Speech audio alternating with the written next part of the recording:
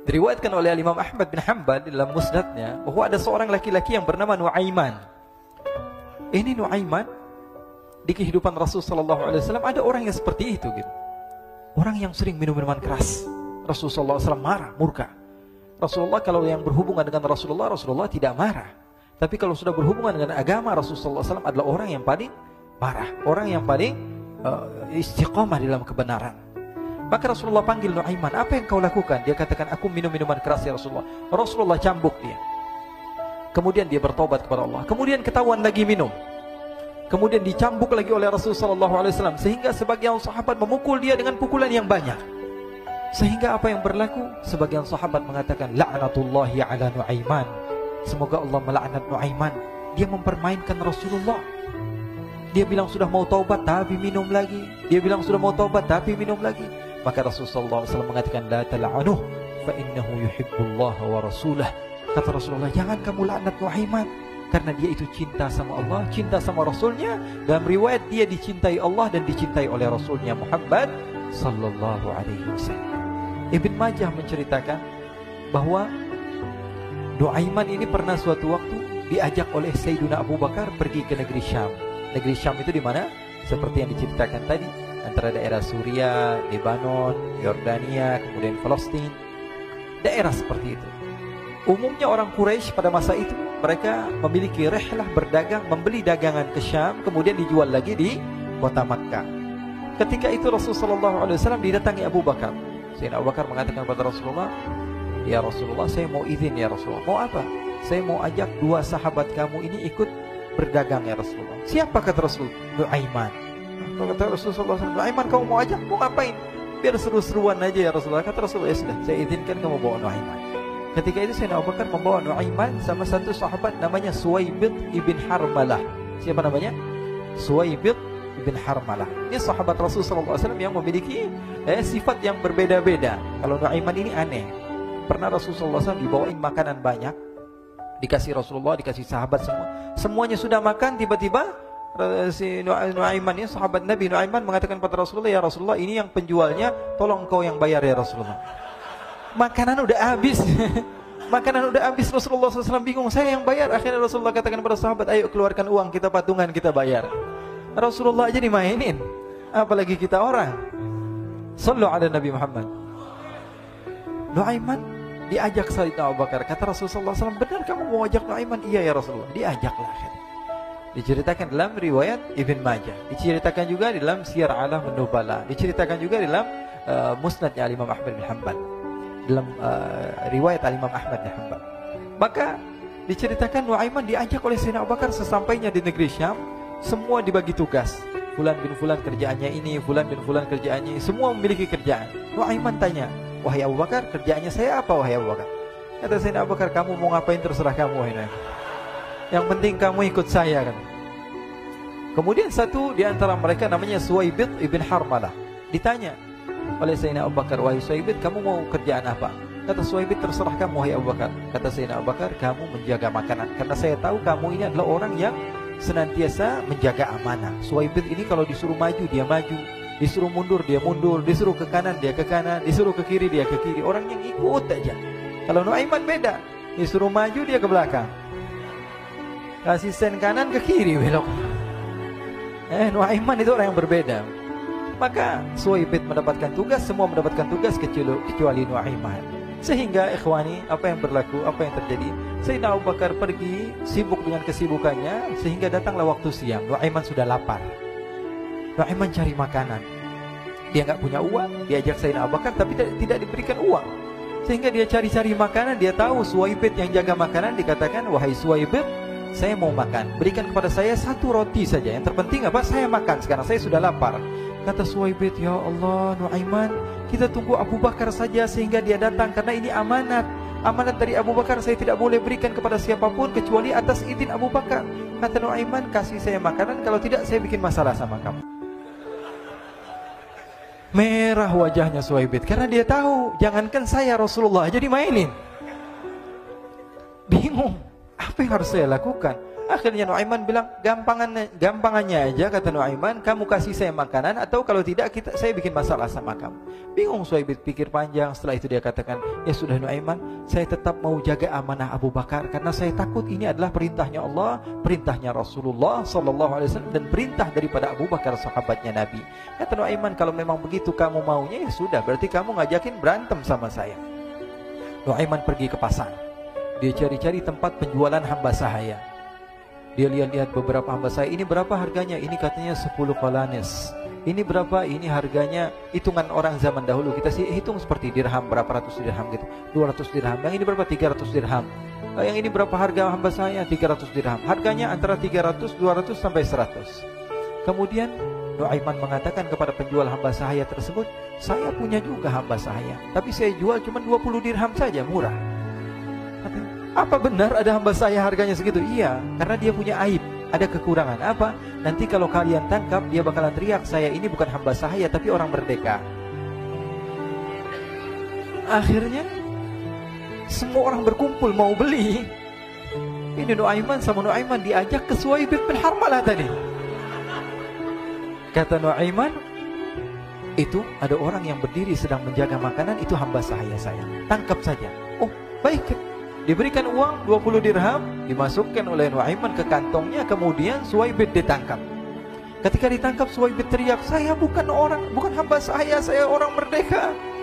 Maka orang-orang tersebut mengatakan, saya sudah tahu kekurangan kamu. Ini memang kekurangan kamu, memang kamu, tapi saya tidak perlu dengan bacot kamu, yang penting kerjanya kamu gitu. Ya kan hamba saya untuk apa? Untuk kerja. Mau dia ngomong apa, mau ngomel, terserah, yang penting dia mau kerja. Akhirnya ditangkaplah Suhaib dan dijual di pasar. Nuaiman punya uang banyak ini. Dia beli makanan, dia beli minuman, dia beli hadiah buat Rasulullah. Dia beli macam-macam di negeri Syam ini. Waktu itu adalah superpower, adidaya Romawi. Pada masa itu semua barang mahal, tapi Nuaiman banyak uangnya. Dia belanja ini, belanja itu, sehingga Sayyidina Abu Bakar pun pulang. Ketika Sayyidina Abu Bakar pulang, Sayyidina Abu Bakar cari, mana ini Suhaib? Kita semua sudah lapar. Kata Nuaiman dengan mudahnya dia mengatakan, sudah saya jual wahai Abu Bakar. Maka Sayyidina Abu Bakar bertanya, apa yang kau lakukan wahai Nuaiman? Diceritakan oleh Nuaiman dengan jujur. Nuaiman ini orangnya apa adanya, tapi nyusahin.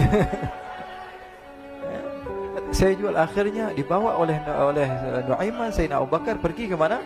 Ke pasar. Lalu dibeli lagi oleh Sayyidina Abu Bakar As-Siddiq Suhaib, yang tadinya orang merdeka menjadi hamba sahaya sebentar, kemudian dibeli lagi oleh Sayyidina Abu Bakar. Pulang ke Madinah, kisah ini diceritakan di hadapan Rasulullah SAW. Maka perawi mengatakan, fadhahikan nabiyyu hatta badat nawajiduhu.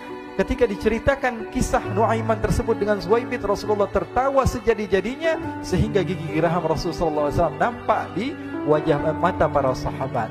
Sehingga perawi lain mengatakan, 1 tahun berlalu Rasulullah, setiap ada tamu yang datang pada Rasulullah, Rasulullah akan ceritakan kisah Nuaiman menjual Suhaib tersebut. Jadi ada ikhwani, jangan kalian kira Rasulullah SAW itu hidup di satu masa sahabat-sahabatnya itu seperti ustadz-ustadz yang khusyuk, yang kayak Habib bin Anis ini banyak. Bahkan ikhwani, mungkin di akhir karena masanya sudah habis, pernah suatu waktu Rasulullah SAW didatangi asyraf, delegasi dari beberapa negara yang ingin mengenal apa itu agama Islam.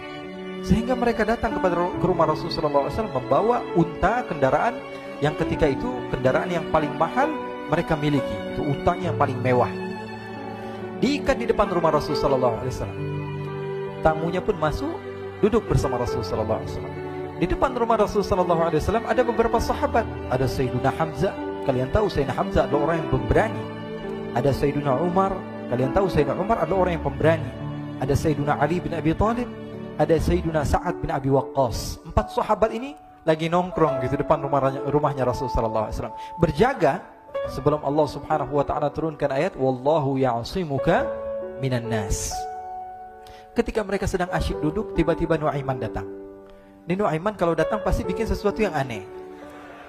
Bahkan dikatakan tidaklah Rasulullah SAW dalam keadaan bersedih, kecuali Nuaiman datang Rasulullah akan tersenyum. Jadi sebagian sahabat itu senang kalau sudah Nuaiman datang, pasti Rasulullah bahagia. Tapi ketika itu Nuaiman datang, ingin duduk bareng-bareng Sayyidina Hamzah. Sayyidina Hamzah katakan kepada Nuaiman, bercanda begitu. Nuaiman, kamu lihat unta orang datang dari luar Arab ini. Lihat, kata Nuaiman, ini besar banget ini, badannya besar gitu. Dagingnya pasti banyak. Iya nih, kalau kita sate enak nih ntar malam. Kata Nuaiman. Kata Sayyidina Hamzah, apakah kamu berani? Kata Nuaiman, saya berani aja asal kalian gak bilang sama Rasulullah. Kata Sayyidina Hamzah, benar wahai Nuaiman, benar kan? Akhirnya Sayyidina Hamzah lupa masalah itu, cuma bercanda-bercanda saja. Sayyidina Hamzah lagi asik sama Sayyidina Umar, Sayyidina Ali. Tiba-tiba apa? Ternyata ketika dia melihat unta tersebut sudah pisah antara kepala sama badannya. Nuaiman mengatakan, wahai Hamzah, ini unta saya sudah potong, saya mau pergi sebentar. Kalau Rasulullah cari saya, tolong jangan beritahu di mana saya. Nanti kalau keadaan sudah aman, mari kita nyate bareng-bareng. Ini ada yang seperti itu di zaman Rasulullah SAW. Maka dia pun berlari dan berlari mencari satu tempat supaya Rasulullah SAW dia selamat daripada Rasulullah SAW. Sehingga Sayyidina Hamzah bingung, ini kalau Rasulullah keluar gimana? Ada Hamzah Asadullah, ada Ali bin Abi Thalib, ada Umar, gak bisa jaga kendaraannya, tamunya Rasulullah SAW. Akhirnya benar apa yang terjadi, ikhwani. Rasulullah SAW tamunya mau pulang. Ketika dia buka pintu tamu melihat apa? Untanya sudah begitu. Mereka teriak, wa naqatah, unta kami wahai Muhammad. Baru mau kenal Islam, unta kami, kendaraan kami sudah dibuang. Rasulullah SAW lihat Sayyidina Hamzah, lihat Sayyidina Ali. Mereka gak bisa ngomong, mereka hanya bilang apa? Nuaiman ya Rasulullah. Rasulullah perintahkan Sayyidina Umar, wahai Umar, sekarang kamu ambil uang, kemudian kamu gantikan, kemudian kamu berikan 2 kali lipat daripada harta unta ini, sehingga apa? Agama Islam tidak didengar dengan sesuatu yang tidak baik di luar sana. Akhirnya diberikan harta, diberikan unta yang baru dan diberikan harta yang lebih untuk orang tersebut, sehingga orang tersebut tidak menjelek-jelekan agama Islam. Kata Rasulullah SAW, dan sekarang waktunya kita balas dendam sama Nuaiman. Nuaiman ternyata berlari tempat yang jauh sampai hampir keluar dari kota Madinah. Dia dapatkan seorang sahabat Nabi yang hadir juga dalam peperangan Badar, namanya Al-Miqdad bin Al-Aswad. Siapa namanya? Al-Miqdad bin Al-Aswad ketika itu sedang menggali sumur. Ketika sedang menggali sumur, Nuaiman datang. Nuaiman katakan kepada Miqdad, wahai Miqdad, wahai sahabat Rasul, kamu orang yang hadir dalam peperangan Badar, kamu adalah orang yang hebat. Dipuji-puji sama Nuaiman. Ada maunya ini.